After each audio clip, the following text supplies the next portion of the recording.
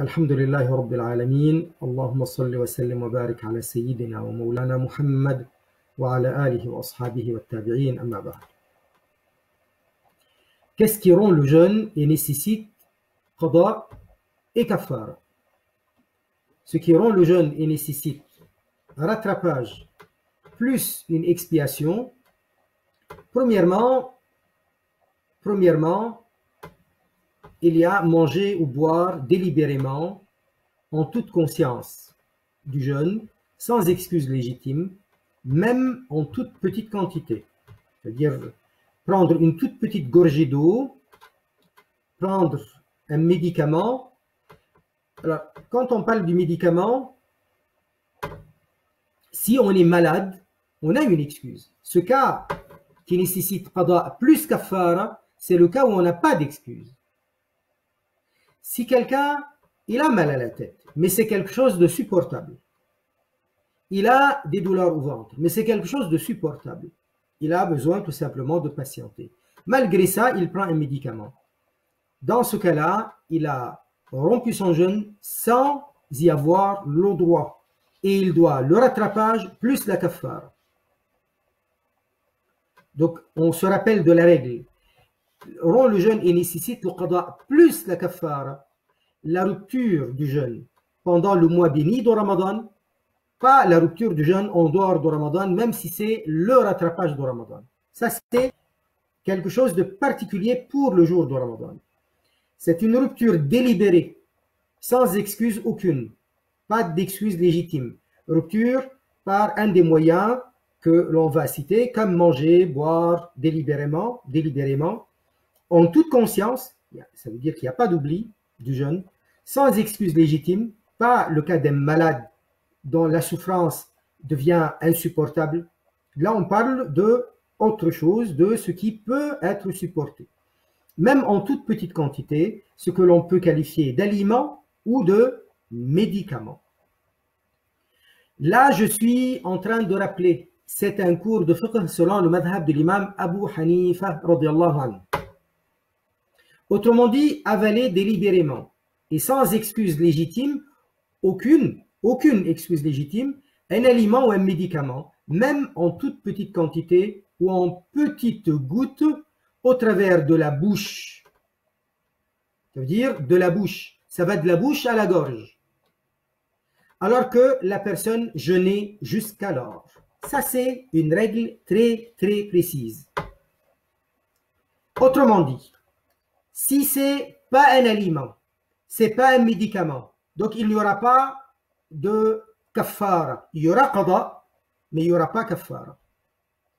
Pour qu'il y ait kafara, expiation en plus du rattrapage, ça doit être dans les conditions qu'on vient de citer. Aliment humain connu et ou médicament. Et dans quel cas, pas d'excuse légitime et pas d'oubli, en toute conscience, même en petite quantité dans ce cas-là. Et encore une autre précision, au travers de la bouche, allant de la bouche à la gorge. Si c'est pas comme ça, il n'y aura pas de kafara. Il y aura qada, ce sera un péché, il y aura rattrapage, mais il n'y aura pas la kafara. Deuxième, le coït, c'est-à-dire le jima'. Il s'agit des relations sexuelles. Très bien. Donc, on ne parle pas des attouchements. Là, on ne parle pas des attouchements qui provoquent l'éjaculation. On parle de la pénétration. On parle pas de... On est en train de parler de l'jima', de la relation sexuelle. Si cela est fait délibérément et en toute conscience du jeûne et non par oubli, mais aussi sans excuse valable aucune. À rappeler que le coït il est avec son épouse, l'homme et son épouse, c'est tout à fait légitime lorsqu'ils sont en train de... Mais c'est la nuit, pas le jour du jeûne. Avaler la salive de son épouse et vice-versa. Alors on va me dire, oui mais on vient de dire dans la règle d'avant, la salive, on a précisé si c'est un aliment ou si c'est un médicament. La salive, c'est dégoûtant. Mais là, il a précisé. avaler la salive de son épouse et vice-versa. Parce que c'est pas pareil. Là, c'est une autre considération. C'est pas, excusez-moi le terme, avaler un crachat. Là, on parle de d'attouchement, d'embrassade, avec désir charnel, et auquel cas, donc, et avaler la salive, là, ça n'a pas la même considération. Manger volontairement après avoir dit une riba, une médisance, ou une namima. La riba, la médisance, c'est quand on a médite quelqu'un, on a dit des défauts, on a mentionné les défauts d'un musulman, d'un croyant, en son absence, quelque chose qui lui déplairait de mentionner. Donc la riba est haram. Après la riba, notre jeûne est toujours valable. Alors si quelqu'un s'est donné la fatwa tout seul et il a dit, bon, étant donné que j'ai fait une riba, donc mon jeûne n'est plus valable, donc je mange. Là, il lui faut qada plus le rattrapage plus kafara, plus l'expiation. La namima, la même chose. La namima, la même chose. La namima, c'est un péché aussi, c'est un grand péché, la namima. C'est rapporter la parole entre deux personnes ou plus, de l'une à l'autre, et vice-versa, pour la zizanie. Dans riba et dans namima, c'est pas un mensonge. Ils ont dit des choses réelles. Le défaut de quelqu'un, c'est un défaut réel. Mais on n'a pas le droit de parler des défauts des gens sans raison de nécessité. Sinon, on n'a pas le droit. De quel droit on va dire un tel, il est ceci ou il est cela? Qu'est-ce qui nous légitime une chose pareille? Donc, la namima, pareil, c'est un péché. Et là, il n'y a pas mensonge. Quelqu'un a dit une parole X de Y et Y de X, et moi, je viens rapporter les paroles de l'un à l'autre et vice-versa, pour la zizanie entre les deux. Donc, c'est une parole rapportée. Ça, c'est haram, mais ça n'annule pas le jeûne. Si quelqu'un, après avoir fait riba ou namima, il a mangé, il s'est dit, donc mon jeûne a été annulé, je mange, il doit le rattrapage plus tard, plus la kafara. Très bien. Donc manger en pensant par ignorance que ces péchés rompent le jeûne, cela n'est nullement excusé. En fait, il y a dans la charia, dans certains cas de pénalité, une dispense de la pénalité par rapport à cause de l'ignorance. Mais ce n'est pas dans tous les cas. Vous voyez, par exemple, hein, je vais aller loin dans l'exemple, quand quelqu'un il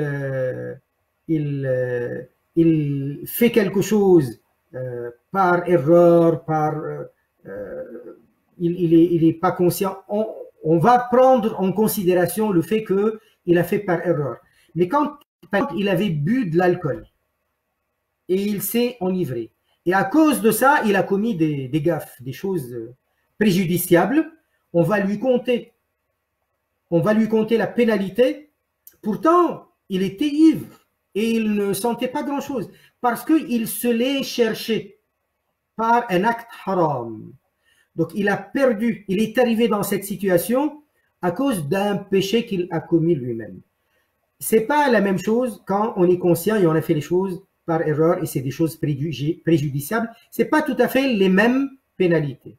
Il y a des circonstances atténuantes qu'on ne donne pas à celui qui a abusé. Et là, c'est quelqu'un qui a abusé. De quel droit il va se considérer dans telle ou telle situation pour pouvoir, en conséquence, manger ou boire? De même, manger ou boire délibérément après avoir pratiqué une hijama, une saignée. La même chose, qui lui permet, lui, de dire « mon jeûne est rompu, donc je vais manger après ». Hijama, c'est la saignée. Quand il y a dans la médecine arabe, dans la médecine, enfin pas seulement arabe, hein, mais le terme hijama, c'est un mot arabe, on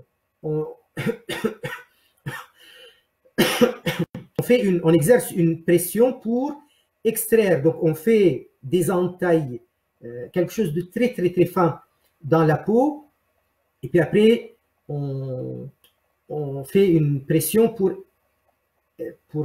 évacuer, pour sortir ce sang. On appelle ça al-hijama. Il y a d'autres formes qu'on appelle par exemple al-fasd. Al-fasd, c'est pas le même procédé, c'est toujours extraire du sang, pour des raisons médicales bien entendu, mais là, dans ce cas-là, on va essayer de concentrer le sang dans une veine importante, et donc en attachant en haut et en bas, donc on concentre le sang dans une zone précise, là où il y a en général le point à soigner, et on fait une entaille, mais carrément on va aller on va essayer de sortir de la veine. Voilà. Après avoir caressé ou embrassé, ou après s'être couché à côté de son épouse, sans que rien de cela ne provoque le mani, le sperme ou son équivalent féminin, ou après avoir enduit ses moustaches en pensant par ignorance que ces choses-là annulent le jeûne. Pourquoi ça provoque qada plus kafara?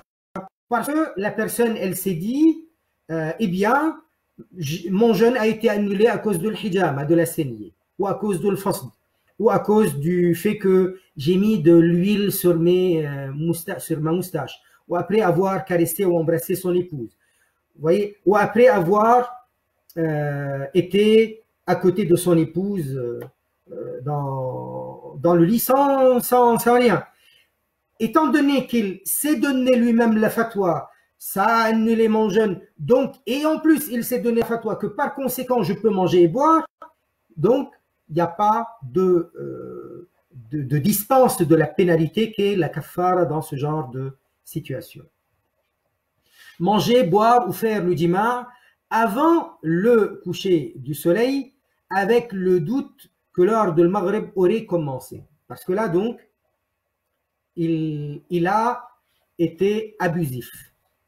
Il y a la possibilité d'attendre et de vérifier. Il a quand même un doute. Il n'est même pas sûr que c'est le Maghreb. Lui-même, il n'est pas sûr. Et elle-même, elle n'est pas sûre. Donc, il y a toujours une prise de risque. Comment on peut oser prendre un risque alors qu'on est en jour de jeûne, de Ramadan? Prendre ce risque avec le doute et finalement, il est avéré que le soleil n'était pas couché, donc on doit qada plus kafara. Ça, c'est les situations. Al-kafara, c'est quoi? C'est quoi l'expiation? L'expiation, il s'agit d'affranchir un esclave sain d'esprit et du corps. Ça veut dire qu'il est capable de travailler, il n'a pas de handicap, ou du moins suffisamment valide pour assurer les fonctions classiques.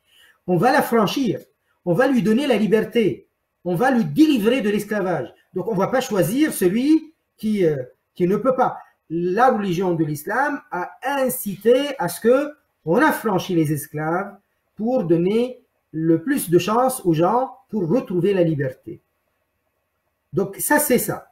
Si l'on n'en trouve pas, ou lorsque on n'y trouve pas, ou lorsque l'on n'y trouve pas les moyens, ce sera de jeûner 2 mois lunaires successifs, consécutifs. Nous comprenons ni jour de Eid al-Fitr, ni al-Adha, ni les 3 jours de Tashriq. 10e Dhul Hijjah, plus les 3 jours suivants. Donc, il va falloir trouver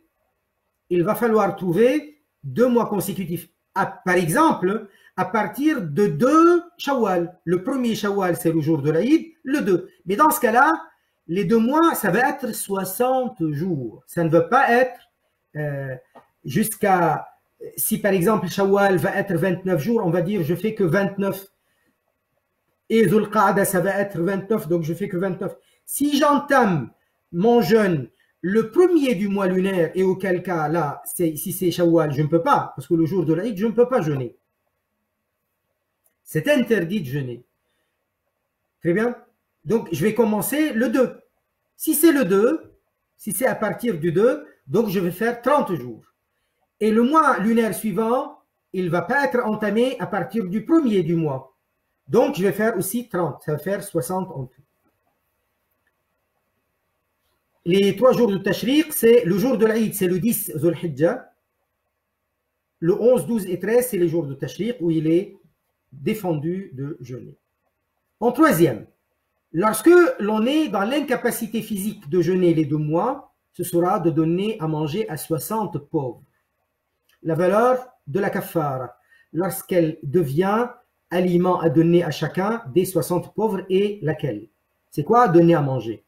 Soit un demi-sa' de blé ou de la farine de blé. On avait dit que le sa' c'est 4 moud. Moud, c'est une jointée. Ça veut dire les 2 mains jointes. Ça, c'est un moud. 4 de cela, ça fait un sa'. Donc là, on va donner un demi-sa'. Ça veut dire 2 jointées. 2 mains jointes de blé ou de la farine de blé.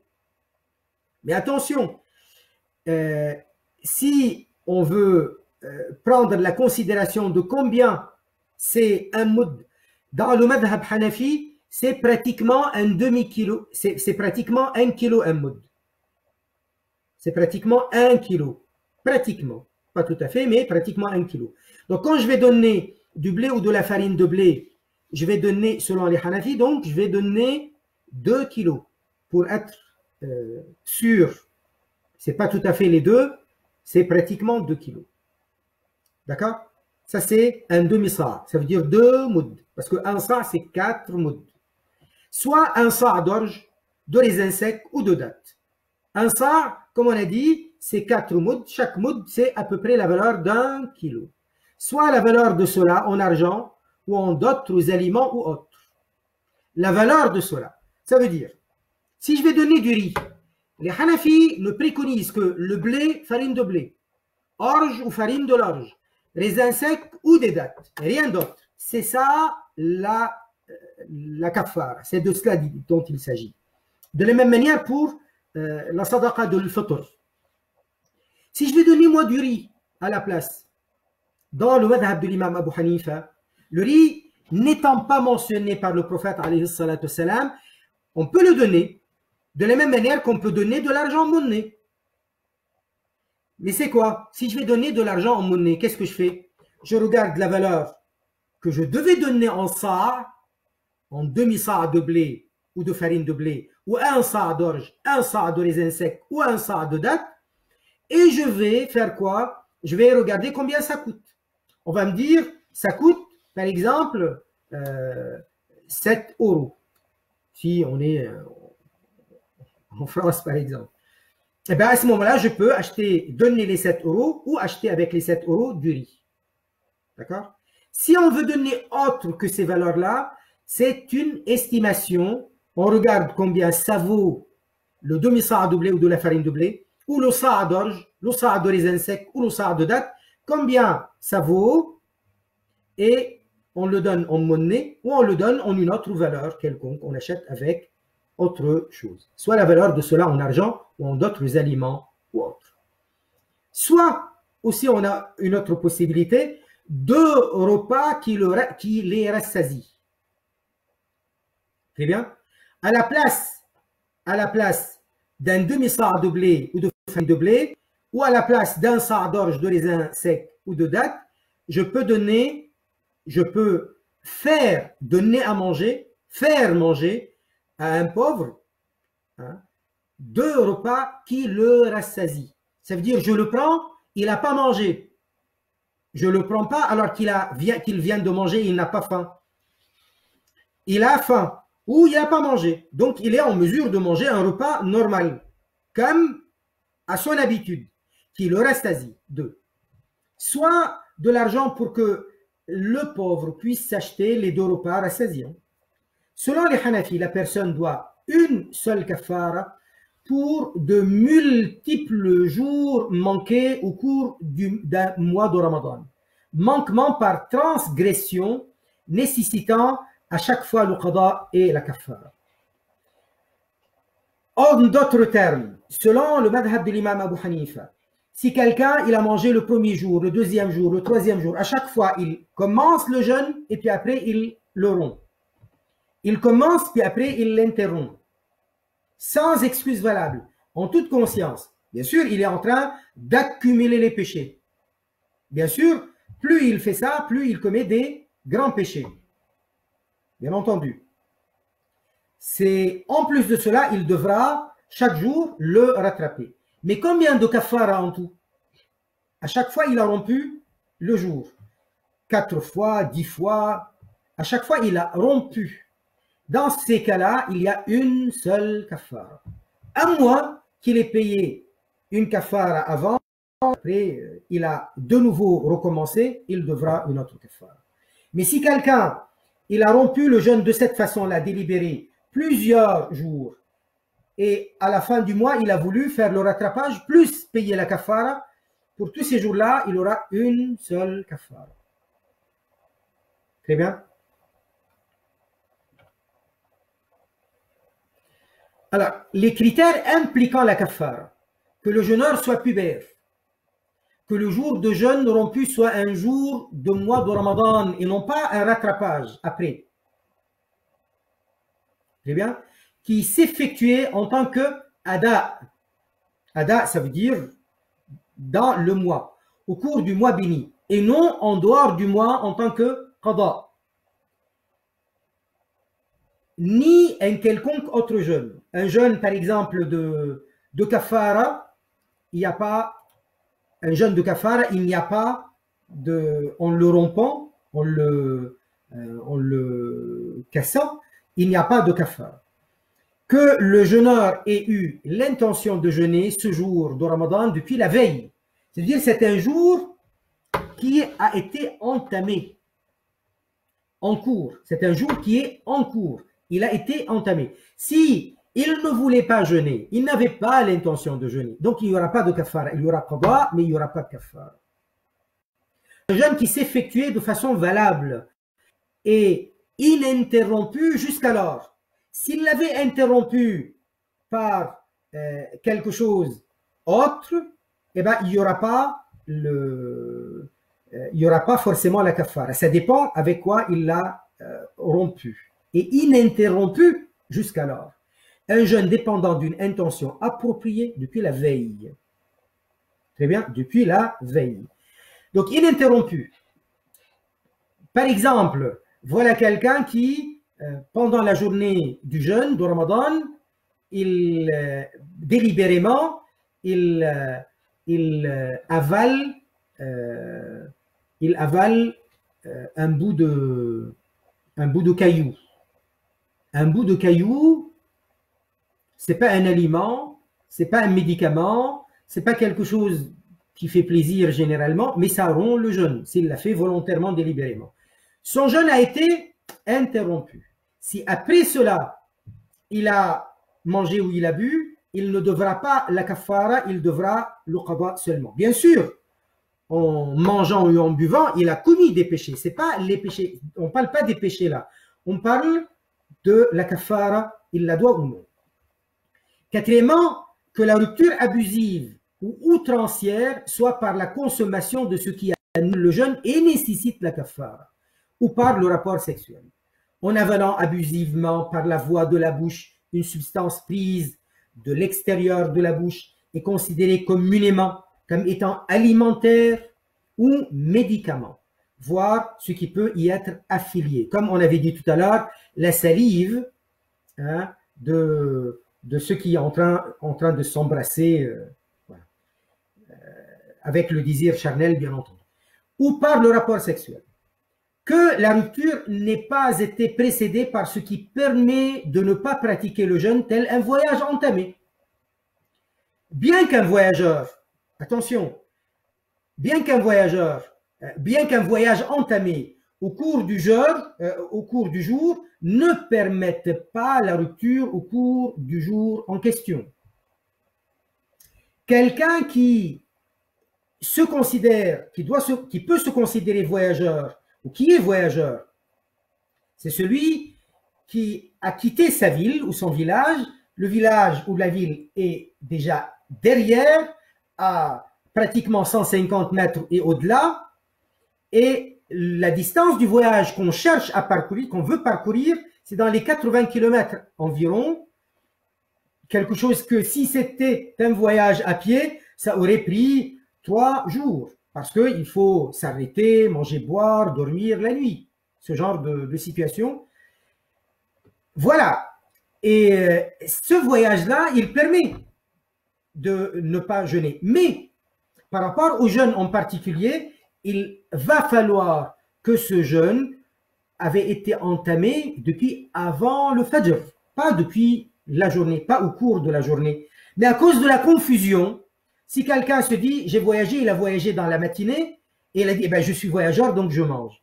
À cause de cette confusion, il n'y a pas de kaffara, il aura seulement le qada.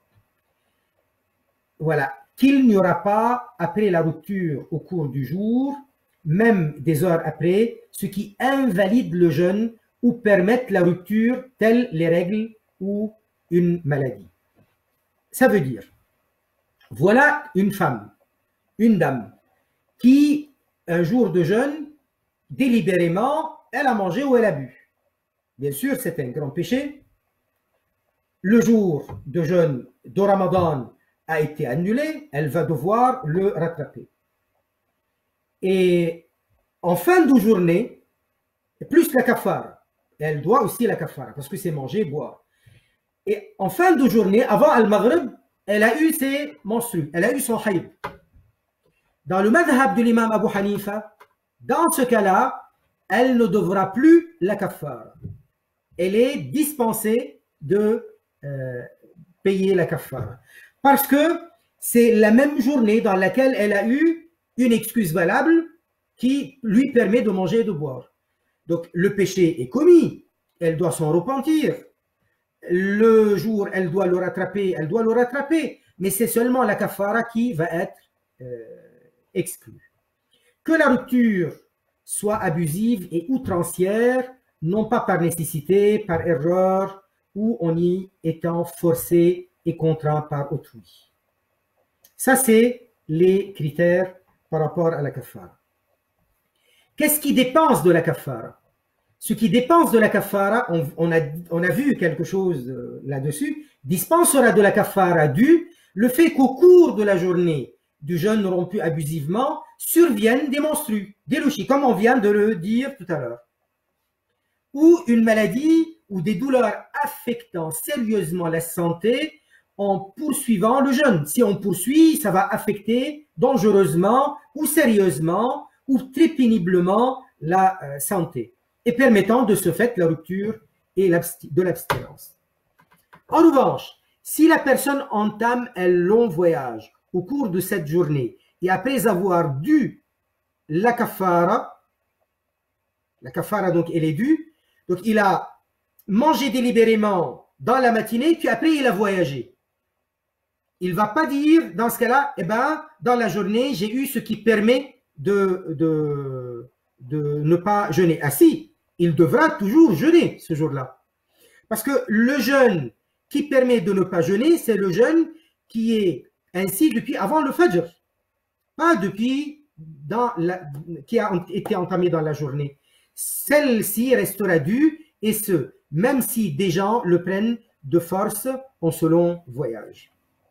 Très bien. Voilà. C'est un cours de fiqh, et je suis conscient que lorsque c'est un cours de fiqh, on a besoin de faire très très attention.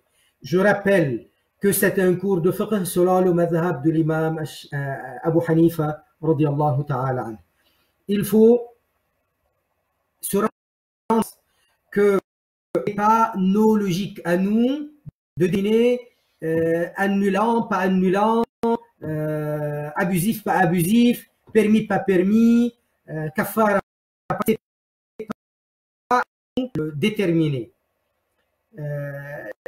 Il dit d'un grand imam de la Ummah qui a défini un madhab.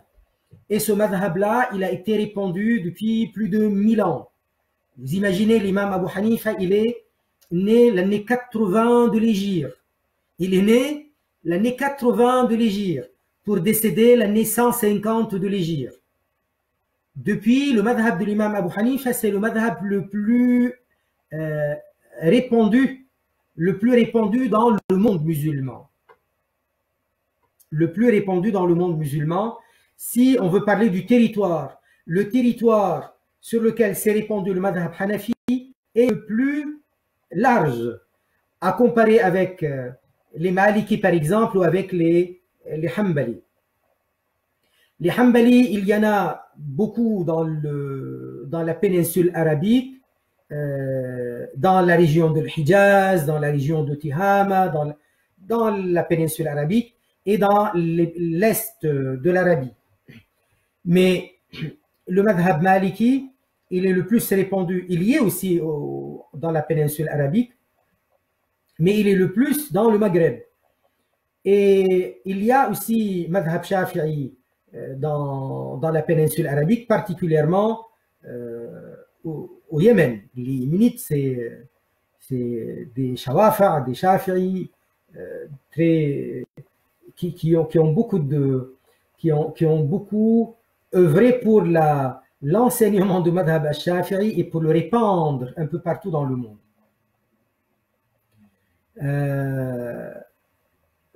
D'ailleurs, c'est grâce aux Yéménites, et d'ailleurs le prophète alayhi salatu wassalam, il dit des Yéménites, al-iman ou yaman, la foi est yaman, yéménite, ou al-hikmatu yamaniya, et la sagesse elle est yéménite. Vous voyez, le Yémen, pratiquement pas tout, l'islam qui s'est répandu, qui s'est propagé dans l'Afrique de l'Est, c'est grâce aux Yéménites. C'est grâce aux Yéménites. Et les Yéménites, c'est des voyageurs. Ils ont toujours été des voyageurs, ainsi que les Omanites. D'ailleurs, les premiers Arabes qui sont allés à Maurice, c'est des Yéménites et des Omanites. Et puis après, ils partaient vers l'archipel de l'Indonésie, Malaisie, et dans le sud de l'Inde, et même dans l'ouest de l'Inde. Et c'est pour ça, d'ailleurs, on voit que dans ces zones-là, c'est le madhab shafi'i qui est très répandu. Et c'était grâce à leur contact. Le contact avec la population, tellement c'est des gens bien, tellement c'est l'islam, il est porteur de valeurs les plus excellentes, les gens se convertissaient en masse à l'islam. Et il y en a eu d'autres qui étaient de grands soufis qui ont propagé l'islam en Inde, dans la péninsule de l'Inde, comme le grand waliullah al-Jishti, radiyallahu ta'ala anhu, ou d'autres, bien d'autres aussi dans cette zone du monde, ou ailleurs aussi. Bref, je vois quelques messages. Donc, je reviens à parler de ces grands imams. L'imam Abu Hanifa, radiyallahu ta'ala anhu, certains ulama, ça c'est aussi pour changer un peu de sujet. Je vous raconte, comme hier, un petit peu, on a parlé de Muhammad ibn al-Hassan et de son parcours. Je parle un petit peu de l'imam Abu Hanifa. Certains grands historiens et des ulama, comme Ibn Khaldoun. Ibn Khaldoun, il est très connu, ses livres, ou particulièrement son livre Al-Muqaddima, qui est l'introduction de son livre sur l'histoire, en un volume considérable. Il a été traduit dans pratiquement toutes les langues du monde pour être l'objet d'études, et c'est la référence première dans les études de la sociologie, et même aussi dans l'étude de la science politique parfois. Ça c'est Ibn Khaldoun. Ibn Khaldoun, il est du Maghreb, il a voyagé, il a occupé des fonctions très importantes un peu partout dans le monde, et il est très connu. Ibn Khaldoun, il dit, en parlant des madhahib, il dit que le madhab de l'imam Abu Hanifa, il a réussi à se répandre grâce au pouvoir en place.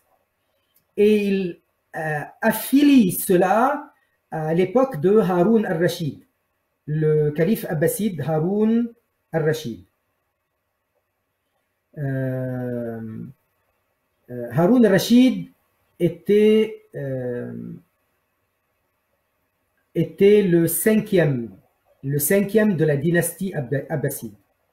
Il était le cinquième. Après lui, il y a eu l'Amin, le Ma'moun et le Mu'tasim. Et avant lui, c'était son père. Et puis après, bon, enfin, on ne va pas refaire l'histoire. Mais Haroun al-Rachid, il avait nommé comme juge des juges, c'est-à-dire la haute autorité de cette fonction de juge, Al-Qadi Abu Yusuf. Depuis, d'ailleurs, on l'appelle Al-Qadi Abu Yusuf. Abu Yusuf, c'est un des grands disciples de l'imam Abu Hanifa. L'étude du madhab de l'imam Abu Hanifa, en général, quand on étudie, vous voyez, l'imam a dit et les sahiban ont dit différemment, ou un des sahibain a dit différemment. Al-sahib, ça veut dire le compagnon. Et ici, il s'agit du disciple, du grand disciple. Et on vise par les sahibain Al-Qadi Abu Yusuf et Muhammad ibn al-Hassan al-Shaybani. Les deux. Muhammad ibn al-Hassan et Al-Qadi Abu Yusuf. Muhammad ibn al-Hassan est très jeune. Al-Qadi Abu Yusuf, il était plus âgé. Il était déjà adulte quand il était en train d'apprendre auprès de l'imam Abu Hanifa. Muhammad ibn al-Hassan, quand il est arrivé, il était très jeune, tellement jeune, il était imberbe. Et d'ailleurs, l'imam Abu Hanifa lui disait de s'asseoir derrière lui. Il lui disait de s'asseoir derrière. Parce qu'il était très jeune et il était imberbe. Il lui dit, tu t'assois derrière. Al-Qadi Abu Yusuf, non, il était très important. Zufar, il était plus adulte, pas plus important. Tous, ils sont très très importants, masha'Allah. Les deux, comme ils ont été très importants et leur œuvre est pertinente dans le madhab, c'est le plus important quand on dit l'imam, les sahibayn. Bien que parfois on parle d'autres parmi les disciples comme Zufar ou comme Al-Hassan ibn Ziyad ou autres. Très bien.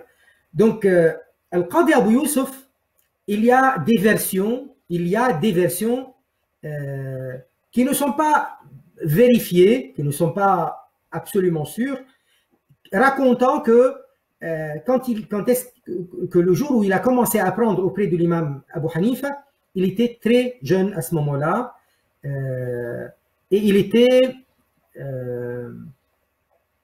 yatim, il était orphelin. Donc il arrive dans l'assemblée de l'imam Abu Hanifa et il est très attiré parce qu'il est très intelligent, il veut étudier, et donc quand on dit il était très jeune, il était jeune, pas un enfant. Et donc sa mère n'était pas contente. Sa mère, elle l'envoyait en ville pour travailler parce que c'était une famille pauvre. Et donc elle n'était pas contente. Elle lui disait non, moi je t'ai pas envoyé pour étudier, je t'ai envoyé pour travailler. On a besoin d'argent. Alors un jour, elle est venue voir l'imam Abu Hanifa lui-même, elle lui a dit, si tu vois ce jeune, sache que c'est un yatim, et sache que moi je ne suis pas d'accord. Je veux qu'il travaille pour nous ramener de l'argent à la maison. Alors l'imam Abu Hanifa, il lui a dit à cette dame, il lui a dit, moi je vois qu'il est très intelligent, ton fils, moi je lui donne de l'argent. Qu'est-ce qu'il te faut par jour? Elle lui donne une somme, elle lui dit, nous il nous faut comme ça pour manger. Il lui donne plus, l'imam Abu Hanifa. Il dit chaque jour, je vais lui donner plus que cela. Ça reste dérisoire en réalité pour un homme riche comme l'imam Abu Hanifa. Il était très riche, il était un homme d'affaires très riche. Il avait des affaires, il avait des employés, et il avait beaucoup de moyens, masha'Allah. Mais lui, il donnait cet argent aux étudiants, il aidait beaucoup les gens avec son argent. Et pour la satisfaire, il lui dit, et je te dis aussi une chose, pour te rassurer, un jour ton fils, il mangera de la main du calife, al-faloudaj, dans les plats les plats luxueux, bon bref. Et bon, ça c'est à voir. Un jour, il mangera de la main même du calife dans les plats luxueux, etc. Le falouzaj, c'est un plat de luxe. C'était les califes, les princes, les gens de l'opulence qui pouvaient se le permettre. Avec un peu de miel, avec de la viande, avec voilà, quelque chose de luxueux. temps passé, l'imam Al-Qadi Abu Yusuf, qui n'était pas encore Qadi, il est resté pratiquement toute sa vie pauvre. À la fin de sa vie, l'imam Abu Hanifa, il était très malade et les disciples et des ulama venaient lui rendre visite. Et ces disciples en particulier, chacun d'eux, quand il venait lui rendre visite, il lui avait préparé une bourse. Vous voyez le petit sac comme ça, et il lui donne, et il y a dedans de l'or, de l'argent, quelque chose comme ça.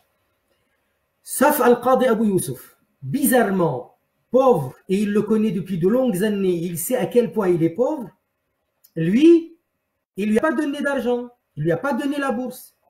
Il lui a dit, viens, je te dis quelque chose, approche-toi, je vais te donner un cadeau. Il lui dit, quoi? Il lui a dit, sache que le sperme de la chauve-souris, on peut le confondre facilement avec le sperme de l'homme. Et puis après, ils se sont séparés. Qadi Abu Yusuf, il disait, c'est le cadeau qu'il m'a trouvé. Bon, il aime beaucoup son professeur. Il n'était pas le seul professeur. À cette époque-là, ça n'existait pas un alim qui a un seul professeur. Mais c'est pour lui le professeur principal, le cheikh principal. Il en a des centaines. Mais voilà, c'est comme ça qu'on a, avec beaucoup de ulama, et qui n'ont pas les mêmes avis. Et de toute façon, le ilm, ce n'est pas uniquement des lois de fiqh, c'est aussi des questions de hadith, de Coran, de la langue, etc. Mais le fiqh aussi, on rencontre beaucoup de fuqaha. Le temps passe, l'imam Abu Hanifa, il décède. D'ailleurs, le moment où il est décédé, l'imam Abu Hanifa, il était en train de parler avec un autre savant d'une mas'ala de fiqh. Et d'ailleurs, les ulama, ils disent, c'est quoi la toute dernière mas'ala prononcée par l'imam Abu Hanifa avant de mourir? Ça veut dire quelques secondes avant de mourir, avant de décéder. Le temps est passé, c'était le califat abbasside et le calife était Haroun al-Rashid. Haroun al-Rashid, le légendaire Haroun al-Rashid. Et Haroun al-Rashid, il a eu un problème chez lui, dans sa maison. Sur le matelas de son épouse, on a trouvé du sperme. Alors là, c'était catastrophique pour... Bien sûr, son épouse, il ne doutait pas d'elle. Il connaissait bien son épouse. C'était pas ça. Mais c'est quand même perturbant pour le calife, Haroun al-Rashid, qui était très très puissant. Et qui était très connu, qui était... Voilà, le pouvoir de Haroun al-Rashid très répandu, très étendu. Et il demande comme ça, mais discrètement, à des savants, qu'est-ce que c'est ça? Les gens, quand même, c'est le calife, c'est le matelas, le lit de l'épouse du calife, de Amir al-Mu'minin. Et puis après, il n'y a rien, on ne peut pas dire du mal, rien qu'à partir de là, de toute façon. Qu'est-ce qu'ils vont pouvoir dire les fuqaha ou les ulama qu'on consultait? Ils disaient, masha'Allah, on ne sait pas, il doit y avoir une erreur. Regardez, peut-être que quelqu'un de la maison a fait une mauvaise chose pendant qu'elle n'était pas là, la dame. Et ça ne satisfaisait pas Haroun al-Rashid. Alors quelqu'un lui a dit, je te conseille un grand savant, il est jeune, il est vraiment très très fort, il est très intelligent, très perspicace, on va le consulter. Et c'était qui? C'était Al-Qadi Abu Yusuf. Il n'est pas Qadi encore, Abu Yusuf. Il s'appelait Yaqub. Mais voilà, donc on l'amène. Al-Qadi Abu Yusuf, il se rappelle, enfin Abu Yusuf, Yaqub, il se rappelle de ce qu'il lui a dit, le cadeau de Abu Hanifa. Il a dit, ça doit être une chauve-souris. Il leur a dit, vous avez une échelle? On lui amène une échelle. Bien sûr, c'est des palais. Les toits sont hauts. Alors, il monte, et il monte discrètement, et il bouge sa main comme ça, violemment, arrivé vers le toit, et les chauves-souris commencent à s'envoler. Il redescend, il lui dit, ya Amir al-Mu'minin, dissipe toutes les idées que tu peux avoir dans ta tête. Votre dame est une dame chaste et bien, comme tout le monde sait, de sa famille, etc., etc. Et d'elle, et de vous, et de votre maison. Et il dit, de quoi s'agit-il? Qu'est-ce qui se passe? Alors, il explique, il lui dit, ça c'est les chauves-souris. Et le sperme des chauves-souris, on peut le confondre facilement avec le sperme de l'homme. Et il dit, je suis monté, j'ai vu effectivement qu'il y en a là. Et là, c'était la délivrance et à quel point il était content, Haroun al-Rachid.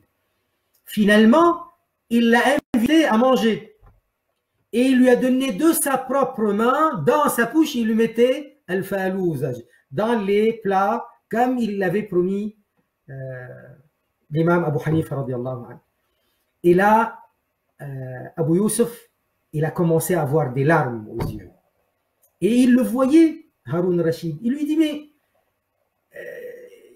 j'ai pas été à la hauteur, j'ai pas donné des cadeaux comme il le faut, j'ai manqué quelque chose, je n'ai pas été comme vous souhaitez. Il lui dit, non, pas du tout. Je suis en train de me rappeler de mon cheikh, l'imam Abu Hanifa. Et c'est l'imam Abu Hanifa qui m'a dit le jour où je l'ai rencontré à la fin de sa vie, le cadeau qu'il m'a donné, c'était pas de l'argent, c'était ce cadeau-là. Il m'a donné cet enseignement-là. Le temps passe et Haroun Rachid, il consulte régulièrement Abu Yusuf.